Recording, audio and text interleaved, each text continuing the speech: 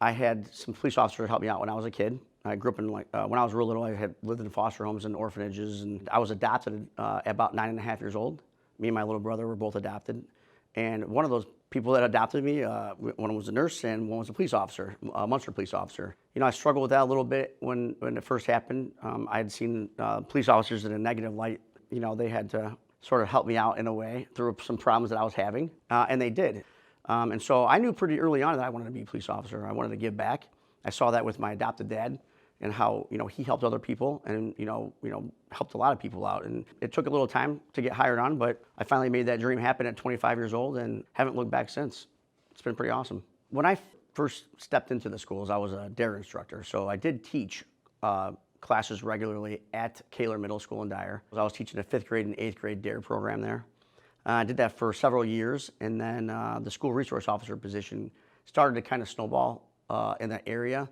They wanted to expand the program and add another officer, and I was lucky enough to kind of slide into that spot, and it's kind of taken off from there. You know, I tell a lot of the kids I work with today, you know, that I don't want them to feel sorry for me as you know, from what I've been through in my life, but I tell them my story so that you know, that they see that there are positive people around them. You know, not just the police officers that kind of had a positive influence in my life, but the teachers and my principals when I was little. You know, I'll never forget some of them because they really helped me along the way. So the best way I could describe what an SR would be is it's a full-time police officer for the most part, working in the schools, hand in hand. You know, and we work hand in hand with the administration every single day, but we're here to protect kids and protect the staff members. I gotta make sure that people are staying safe here, and we mentor kids. We help with, you know, rules and guidelines. We make sure that kids are getting to school safe and home safe and staying safe here in the building. Safety is our #1 goal though. So in Lake Central schools, we have 5 school resource officers, but I bounce around between all of our schools in the corporation, as well as transportation. So we got 10 schools. And what we do is we go around, we talk to kids. They do all the exact same things that I do. We just all do it a little bit different, and we complement each other. Officer Kissinger's got a canine with him every day, all day long. He's a bomb and weapon detection dog, one of the only ones in our area, which is great to have for us in a school. But he's also like a service dog. The kids absolutely love the dog. I mean, he's the most popular police officer we've got in our schools, is Officer Colt. And so kids love him. He's a very, very happy dog, and he loves to run around with kids. Officer Staymate, he works so well with kids who are that have disabilities. He just knows how to connect with them better than anybody else I know. We have a great team of the 5 of us.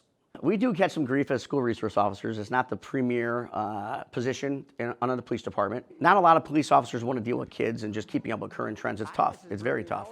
I enjoy being around kids. I'm a big kid myself. I joke around with kids all the time, and I have fun. It makes my job exciting. It makes my job fun for me. The obstacle in this job is more emotional than it is out in the street by far. I'm actually busier now than I was when I'm on patrol every day.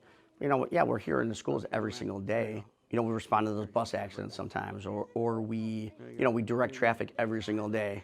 But we also work with the families outside of the schools too. So like I mentioned before, kids have problems here at school and they spill over to at home. And so we go to their house and we help them out. We teach their parents about social media and, you know, some of the things that are going on in today's juvenile world, you know. Yeah, so between the police departments, the schools, and the community, you know, we got to work together to make it work for our kids to be successful one day. So me, seeing what goes on today from how it differs so much when I was a kid, it's tough. You know, it's definitely tough. It's a learning, you're definitely behind a learning curve. Like, you constantly have to keep up with stuff. So that's the steps that need to be taken. If you really truly want to help kids today, you got to learn about them. So working with kids every day from kindergarten up through the high school, you know, it's definitely tough to have a good, meaningful, like, heartfelt conversation for that kids will understand in the elementary school. You know, you do have to kind of come down a little bit, you know, and how we do that is we sit in the same chairs as they do, like the tiny little chairs. We get down and sit in the chairs with them. Or, hey, we'll sit on the floor with them. And you see eye to eye. You know, you don't ever want to look down upon them. You want to look up at them or eye to eye with them. At the high school, I love being here because you could have like I said, that good, meaningful adult conversation, and they'll understand it. You know, they'll understand anything that I need to tell them. And I'm hoping that they believe that I would understand whatever they got going on too. I'm a huge advocate for mental health. And I work on my own mental health, and I express that to kids too, and people that I try to help out with. Overall, yeah, I think I've proved myself, a few times here and there that, hey, if you need something, I'm the guy you can go to. I've always wanted to be that guy that, not just kids, but our staff members or anybody in the community can come to if they needed something.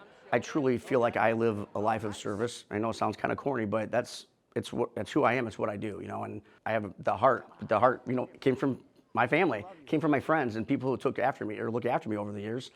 And now I feel like I got to give that back. The thing, it literally just occurred this morning, actually. So I'm talking to a government class. We were talking about mental health. We were talking about today's world. We were talking about, any topics that the kids want to ask questions. I'm in there for like an hour and a half.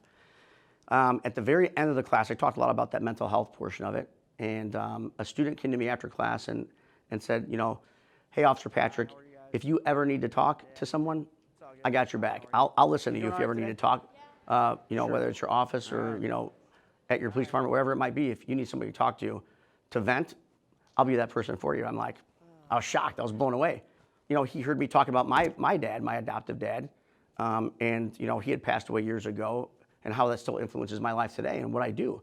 And so his father had just passed away about a year ago, and it really hit home to him. To hear that student tell me that today, I mean, I got a little choked up. I'm getting choked up just saying that right now. But it was pretty moving how it all went down. It was pretty awesome. But that's right there. That's why we do what we do today. That's why I'm here today. That's exactly it.